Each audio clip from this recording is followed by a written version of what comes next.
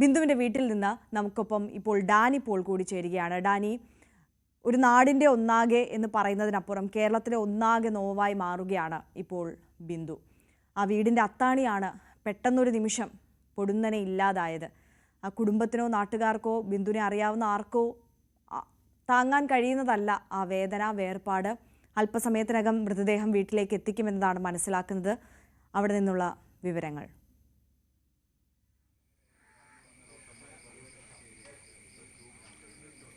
തലയോലപ്പറമ്പിൽ ബിന്ദുവിൻ്റെ വീട്ടിലാണ് നമ്മളുള്ളത്. അതിപ്പോൾ ബിന്ദുവിൻ്റെ ബന്ധുക്കൾ, ഭർത്താവ് എന്നിവരെല്ലാം തന്നെ ഇവിടെ ഉണ്ട്. അപ്പോഴാണ് ഇത് ബിന്ദുവിൻ്റെ ഭർത്താവാണ് വിളിച്ച കെട്ടിടം ഇടിഞ്ഞു വീണു. അവൻ ഓടി വരണമെന്ന് പറഞ്ഞു. ഞാൻ അങ്ങ് ഓടി ചെന്നപ്പോൾ എൻ്റെ ഭാര്യയും കാണാനില്ല, മകളെയും കാണാനില്ല. ഞാൻ ഒറ്റയ്ക്കേ ഉള്ളൂ. ഞാൻ എന്നാ ചെയ്യും? ഞാൻ എല്ലായിടത്തും തിരക്കിയപ്പോൾ ഈ വിവരം വേറെ ആരോടെങ്കിലും പറഞ്ഞായിരുന്നു? ഞാൻ അവിടെ കാണാനില്ലപ്പോൾ അവിടെ ബഹളമായല്ലോ. അവിടെ ബഹളമായപ്പോൾ പാർട്ടി കിടന്ന നമ്മുടെ ഇപ്പം ഈ ബിന്ദു ഇരുന്ന പാർട്ടി, എൻ്റെ കൊച്ചിരുന്ന പാർട്ടിയിലുള്ള ആൾക്കാരെയൊക്കെ മാറ്റിയല്ലോ. അവിടെ ഓപ്പറേഷൻ ചെയ്തവർ കിടക്കുന്നവരുണ്ട്, ബാക്കിയുള്ള ആൾക്കാർ കിടക്കുന്നവർ എല്ലാവരെയും അവർ മാറ്റി. കെട്ടിടം ഇടിഞ്ഞു വരിക എന്നാണ് അവർ പറയുന്നത്. അപ്പോൾ ഉള്ള എല്ലാം ഷിഫ്റ്റ് ചെയ്ത് അവിടുന്ന്. അതിൻ്റെ കൂട്ടത്തിൽ എൻ്റെ കൊച്ചിനെ എടുത്തുകൊണ്ട് പോയി. ഭാര്യയെ കാണാനില്ല. ഞാൻ തിരക്കി പിടിച്ച് തന്നപ്പം ഈ കുഞ്ഞു പറയുന്നത് അമ്മയെ കാണാനില്ലെന്ന് പറഞ്ഞു. അപ്പോൾ ഇതിൻ്റെ ഇടയ്ക്ക് കിടക്കുന്ന കാര്യം എനിക്കും അറിയത്തില്ലായിരുന്നു. ഏതാ കെട്ടിടത്തിൻ്റെ അവശിഷ്ടത്തിൻ്റെ അടിയിൽ കിടക്കുന്നത് എനിക്കറിയാം. ഞാൻ ആരുടെ പറഞ്ഞിട്ട് എനിക്കറിയത്തില്ലല്ലോ അവിടെ ഉണ്ടെന്നുള്ള കാര്യം. ഇവള് മിസ്സായെന്നാണ് ഞാൻ അപ്പോഴും അറിയുന്നത്. ഈ ബഹളം കേട്ടപ്പോൾ ഇറങ്ങി ഓടി മറ്റുള്ള ആൾക്കാരോട് പുറത്തു പോയെന്നാണ് എനിക്ക് എന്നെ തോന്നിയത്. പക്ഷേ ഈ കെട്ടിടത്തിൻ്റെ അടിക്ക് കിടക്കുന്ന കാര്യം എനിക്കും അറിയത്തില്ലായിരുന്നു. അപ്പോൾ ഞാൻ എൻ്റെ അടുത്ത് പറഞ്ഞു, നിങ്ങൾ കാഷ്വാലിറ്റി പോയി നോക്ക്, അവിടെ ഉണ്ടോയെന്ന് ചോദിച്ചു. ഇവിടുന്ന് പോയ കുറേ ആൾക്കാരെ അങ്ങോട്ട് വിട്ടിട്ടുണ്ട്. അവിടെ ചെന്ന് ഓടി നോക്കുമ്പോൾ ഞാൻ അവിടെ ചെന്ന് നോക്കിയപ്പോൾ അങ്ങനെ ഒരാൾ അവിടെ ചെന്നിട്ടില്ല. പിന്നെ പോലീസുകാരെല്ലാം പിടിച്ചിട്ട് എന്നെ അവിടെ നിർത്തിയിട്ട് പിന്നെ പിന്നുള്ള കാര്യങ്ങൾ കിട്ടിയെന്നുള്ള കാര്യങ്ങൾ എന്നെ മറച്ചു വയ്ക്കുകയായിരുന്നു. ഏതാ ബോഡി കിട്ടി, JCB വന്ന് കുത്തിയെടുക്കുമായിരുന്നു. JCB റാമ്പിൽ കൂടെ വരാനൊക്കെ പാടാത്. മെഡിക്കൽ കോളേജിൻ്റെ റാമ്പിൽ കൂടെ വരണ്ടായത്. വന്നിട്ട് ഒരു സൈഡിലാണ് ഈ ബാത്റൂം ഇരിക്കുന്നത്. അവിടെ നിന്നെല്ലാം പിന്നെ JCBയുടെ കൈ വെച്ച് കുത്തി ഇളക്കി സ്ലാബിൽ നിന്ന് അടിയിൽ നിന്ന് എടുക്കുമായിരുന്നു. ഞാൻ കണ്ടില്ല. അവിടെ നിന്ന് കൊണ്ടുപോകായിരുന്നു. അങ്ങനെ ആ ഭാര്യയുടെ കാര്യം ഞാൻ അറിയുന്നത്. അപ്പം ഞാൻ ചെന്ന് നോക്കിയപ്പോൾ എൻ്റെ അടുത്ത് പറയുന്നത് ഐഡൻറ്റിഫൈ ചെയ്യാൻ പറഞ്ഞ്, ഇത് നിങ്ങളുടെ ആണെന്ന് നോക്കുക. ഞാൻ നോക്കിയപ്പോൾ കാണാം മുഖമൊക്കെ ഞാൻ ആദ്യമേ പറഞ്ഞു എൻ്റെ അല്ലെന്ന് പറഞ്ഞു. ഒരു 80 വയസ്സ് പ്രായമുള്ളൊരു തള്ളയുടെ മാതിരി രൂപം. പക്ഷേ കൈകാല് കണ്ടപ്പം അടയാളമൊക്കെ വെച്ചപ്പോൾ നമ്മുടെ ആളാണ്. അങ്ങനെ ഞാൻ അവിടെ വെച്ച് സ്ഥിരീകരിച്ച് അവനുള്ള കാര്യങ്ങളൊന്നും കഴിഞ്ഞാൽ ആരോഗ്യമന്ത്രി പറഞ്ഞിരിക്കുന്നത് അതെങ്ങനെ രാവിലെ അവിടെ കുളിക്കുകയല്ലായിരുന്നു? അതെങ്ങനെ അത് ശരിയാവുന്നത്? അവിടെ വന്ന ആൾക്കാരുടെ മൊഴികളുണ്ടല്ലോ, അവിടെ കിടന്ന ആൾക്കാരുടെ. അവർ പറഞ്ഞത് നിങ്ങളൊക്കെ ചാനലുകാരൊക്കെ കണ്ടില്ലേ? എന്നാ പറഞ്ഞത്? അവിടെ അന്നും കുളിച്ചതാ, അവിടെ ട്രീറ്റ്മെൻറ്റ് നടത്തിയതാ, ആ വാർഡ് ഉപയോഗിച്ചതുവാ. അപ്പോൾ പിന്നെ അവർ പറയുന്നതിനകത്ത് എന്നാ കാര്യമുണ്ട്? ഉപയോഗിക്കുന്ന കെട്ടിടം ഒരു 10-15 ബെഡും ഉണ്ട്. ഞാൻ പറഞ്ഞില്ലേ, ഉപയോഗിക്കുന്ന കെട്ടിടം തന്നെ ആയിരുന്നത്. ഞങ്ങൾ 1-ാം തീയതി ചെല്ലുമ്പോൾ അവിടെ ആളുണ്ടായിരുന്നു. ഞങ്ങളെ അവിടെ അഡ്മിറ്റ് ചെയ്തിരിക്കില്ലയോ? രാവിലെ കുളിയൊക്കെ അവിടെ ചെയ്യും. എനിക്ക് പറ്റത്തില്ല, ലേഡീസാണ്. അപ്പോൾ ആ വാർഡ് പിന്നെ വനിതാ വാർഡായതുകൊണ്ട് നമുക്ക് അങ്ങോട്ട് കയറാൻ പറ്റത്തില്ല. ഞാൻ പുറത്താണ് ഇതെല്ലാം കഴിയുന്നത്. ഭാര്യയും മക്കളും ഒക്കെ അതിനകത്ത് അവിടെ ഉണ്ടായിരുന്നു. ഒന്നും പറഞ്ഞില്ല. അവിടെ നിരന്തരം അവിടെ വന്ന് ഡോക്ടർ റൗണ്ടിന് വരികയൊക്കെ ചെയ്യുന്ന ഒരു ഹോസ്പിറ്റലാണ് ആ ഭാഗം, ആ വാർഡ്. അവിടെ ഏത് സമയത്തും ആളുണ്ട്. ചെരുപ്പിട്ട് കയറത്തിൽ ICU മാതിരി അങ്ങനെയുള്ള ഒരു വാർഡാണ് അത്. അവിടെ രാവിലെ ഈ പറയുന്ന രീതിയിൽ ബാത്റൂമിലൊക്കെ പോയി ആൾക്കാർ കുളിക്കുകയും നനയ്ക്കുകയൊക്കെ ചെയ്യുന്നതാണ്. അങ്ങനെയുള്ള ഒരു സ്ഥലമായിരുന്നു.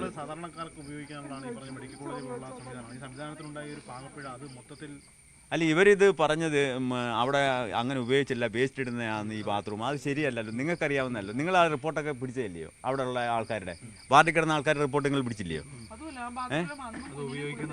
അത് ഉപയോഗിക്കുന്ന അവിടെ കിടന്ന ആൾക്കാരുണ്ട്. ആ ബെഡിൽ കിടന്ന ഏതാണ്ട് 10-15 ആൾക്കാർ, വയ്യാത്ത ആൾക്കാർ, ഓപ്പറേഷൻ ചെയ്തവരുണ്ട്, ചെയ്യാത്ത ആൾക്കാരുണ്ട്, ഒക്കെയുണ്ട്. രാവിലെ എൻ്റെ മോളും രാവിലെ അവിടെ എൻ്റെ ഭാര്യ കൊണ്ട് കുളിപ്പിച്ചയാ.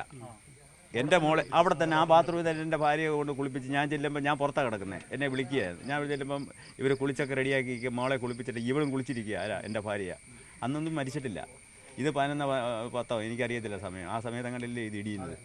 അപ്പോൾ രാവിലെ ഇതെല്ലാം കുളിച്ച് നല്ല കൃത്യമായിട്ട് നിൽക്കുക. അത് ഉപയോഗിച്ചിട്ടില്ല, അത് ആ വാർഡ് നമ്മൾ എടുത്തിട്ടില്ലെന്നൊക്കെ പറയുമ്പം ആരെ പറ്റിക്കാനത്?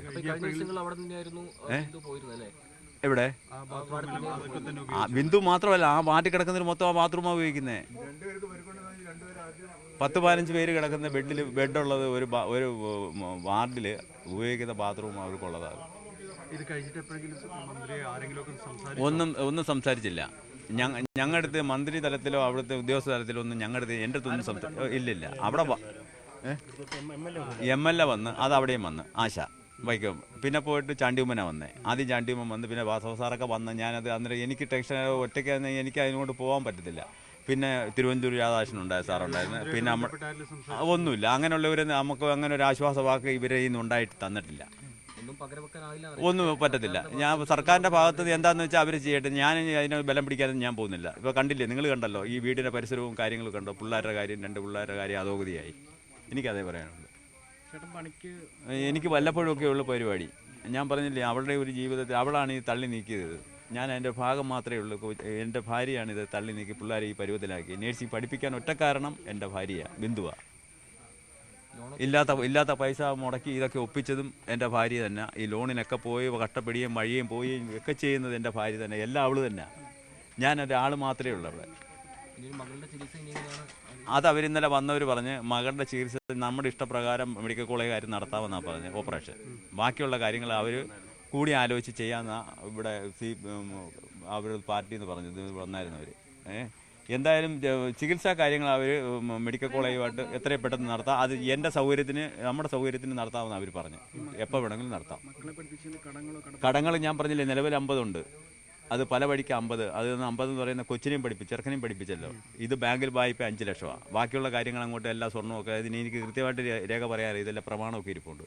അങ്ങനെയാണ് ഇത് നീക്കിക്കൊണ്ടിരുന്നത്. എല്ലാം നോക്കിയിരുന്ന അവൾ തന്നെ.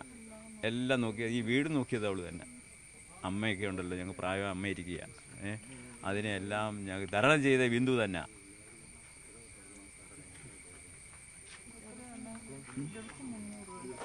₹300 ഉള്ളു ദിവസം കിട്ടുന്നത്. അതിനകത്ത് 50 രൂപ പുള്ളിക്കാരത്തി കാല് വയ്യാത്തതുകൊണ്ട് രാവിലെ അങ്ങോട്ട് ഓട്ടോയിലാണ് പോകുന്നത്.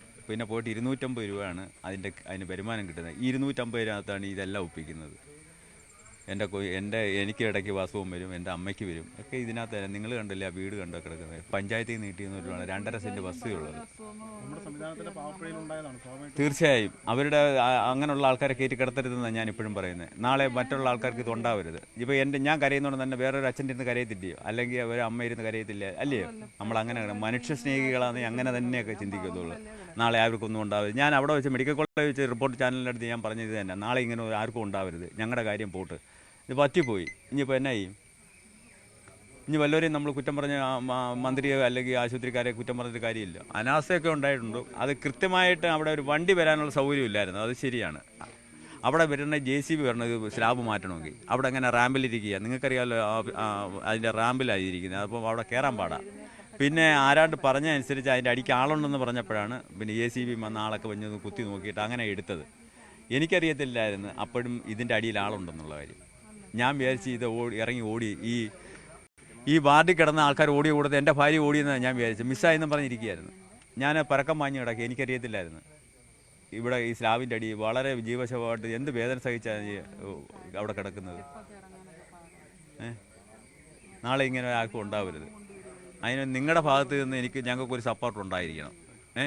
നിങ്ങളുടെ ഇപ്പോൾ ചാനലുകാരുടെ അടുത്ത് എനിക്ക് ഒന്നേ പറയാനുള്ളൂ, നിങ്ങളെല്ലാവരും കൂടി ഇതിൻ്റെ പരിഹാരം ഉണ്ടാക്കി തരണം.